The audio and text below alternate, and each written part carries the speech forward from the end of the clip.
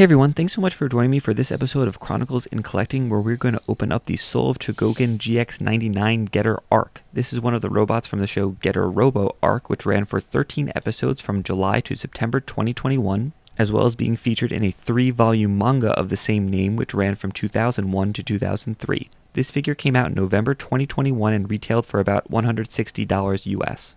I've been looking to get more into Getter Robo after watching Getter Robo Armageddon last year and playing various Super Robot Wars, so this figure seems like a good place to start.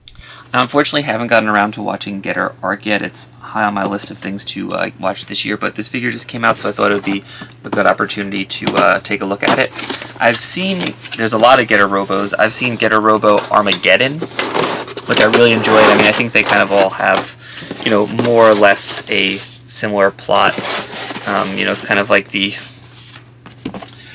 original Super Robot show, but what's kind of interesting about it is there are 3 pilots and then they kind of fuse to form the Getter Robo, but there's usually like 3 different forms that he transforms into, and then kind of each form is sort of run by one of the people, by one of the pilots. So this figure, wow, this is a really very hefty figure.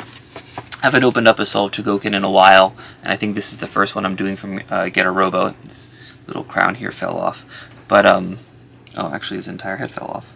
Okay, but that's fine. There's actually a bunch of different heads, so we'll go through. It'll be a good opportunity to go through those. So first we kind of have the base head. This one's probably the most maniacal. I like that one quite a bit. This one's about equally as maniacal, but it doesn't have any pupils. This one's kind of somber, or at least as somber as the Getter Robo can get. You got these weapons are awesome. You got this like sweet battle axe with these like spikes on it. That's awesome. You got 2 of those, obviously, so you could dual wield them, and I'm sure that my guy will be dual wielding. And then you got these like really cool wings.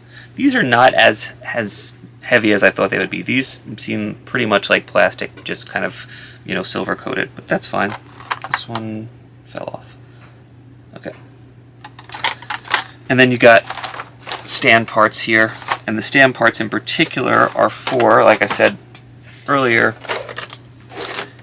the Getter Robo is kind of combined of 3 different ones.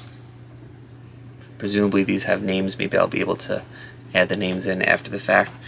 I think just because of the difficulty of this transformation, most of the Chogokins for the Getter Robo do not actually transform. They usually just have the individual ones that make up the transformations, and then the final one. I mean, just sort of looking at it, you could see how that is. These things. How would you turn this into? How would you turn these 3 into this? Yeah, I think you. It's just not possible. I believe that the Getter Robo Go Soul of Chogokin does actually transform, though. And then here's sort of the main base, sort of in traditional Chogokin fashion. I believe it opens up. Yep. Oh, perfect. And there's the hands. That's a nice little addition. And it's got the little nameplate there that says GX99 Soul of Chogokin Getter Arc. So I'm going to get to posing this. This one hopefully shouldn't be too bad. It doesn't look super complicated. And I will be back in a few minutes with some final thoughts.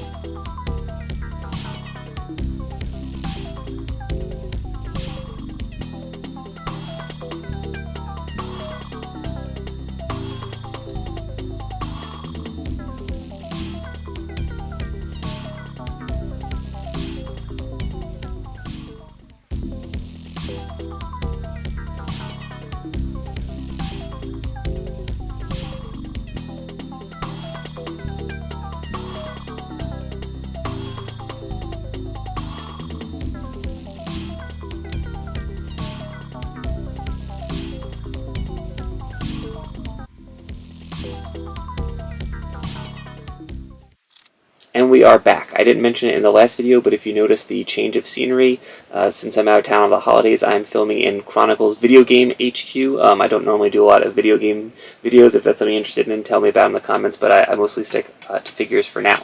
But let's get this guy on the rotating stand and give some final thoughts. So this is a really nice figure. It's a little underwhelming from the Soul of Chogokin series. I think it's a hefty figure, a lot of metal, but it's just there's not like a ton of detailing. There's not a bunch of crazy gimmicks. There's not a lot of crazy weapons or anything like that. I certainly don't mind that it doesn't transform, and probably saved me hours and hours off of my life. And I do like that they give you the ships there that you could display with them. I like the wings. I like the weapons. The weapons do have some nice detailing. They got the spikes here. There's also spikes on the very end, and that's really nice. But, that's kind of about it. There's really nothing else that comes with the figure that I don't have here. You could do a few different poses and stuff like that, but, nothing really intense, and sort of nothing that I've really come to expect from the Soul of Chogokin line. That being said, I think this is a really cool design. I think this is, a nice figure for what it is. Just don't go in expecting, some sort of like crazy Soul of Chogokin kind of thing that does some sort of crazy transformation, or has this, that, and the other thing, or, a bazillion little itsy bitsy details, that remind you of various things, that happened, from the show. Thanks so much for watching this video. If you enjoyed it, I'd really appreciate a like or subscribe. And if you didn't enjoy it, tell me about it in the comments. And if there's anything else you want to see, either with this figure or any other figures, tell me about it in the comments, and I'll see what I can do. I do anime reviews every week and figure reviews every Wednesday. And please join me for next week's video, where we are going to take a look at the Robot Spirits MS09R2 Rick Dom's Y version anime from Mobile Suit Gundam 83 Stardust Memory. Thanks so much, and keep collecting.